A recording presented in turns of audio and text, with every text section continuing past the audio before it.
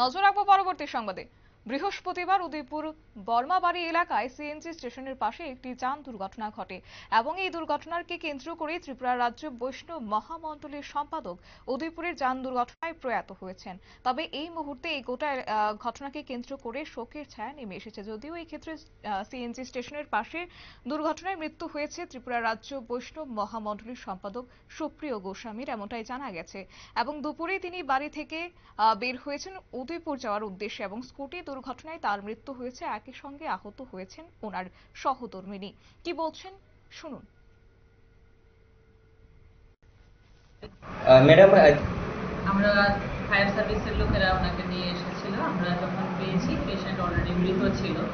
পেশেন্টের আবার ইসিজি করে কনফার্ম করা হয়েছে। তো মৃত অবস্থায় যেহেতু আমরা পেশেন্টকে পেয়েছি, আমরা পুলিশ ইনফরমেশন দিয়েছি। এখন পুলিশ এসে ডিসাইড করবে যে পোস্টমর্টম লাগবে কিনা। তো যদি লাগে সেই ক্ষেত্রে পোস্টমর্টমের পরে কি কারণে মারা গেছে পোস্টমর্টমের পর জানা যাবে। মৃত ব্যক্তির নাম কি জানা গেছে? পেশেন্টের নাম সুপ্রিয় বৈষ্ণব, অ্যারাউন্ড 72 ইয়ার্সের মতো এজ হবে। বাড়ি কোথায় সেটা? বাড়ি ফুলকুমারি, ক্যানেল চমনি জানতে পেরেছি। সাথে কি কোনো আহত কেউ ছিল? সাথে ওনার ওয়াইফ ছিলেন, বাট উনি আহত ছিলেন না। ওনাকে আমরা দেখেছি অল্প বিস্তর আহত। আচ্ছা, কয়টা নাগাদ নিয়ে আসা হয়েছে? ওনাকে 12:50 নাগাদ নিয়ে আসা হয়েছিল। আপনারা শুনলেন ঘটনায় গোমতী জেলা হাসপাতালে চিকিৎসক মৌটুসী দাস তিনি বিস্তারিত তুলে ধরেছেন।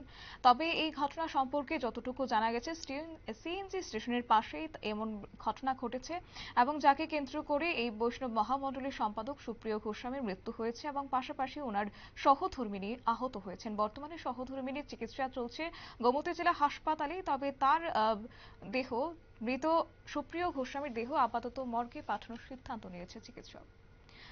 নিয়ে নিচ্ছি ছোট্ট একটি বিজ্ঞাপন বিরতি, সঙ্গে থাকুন।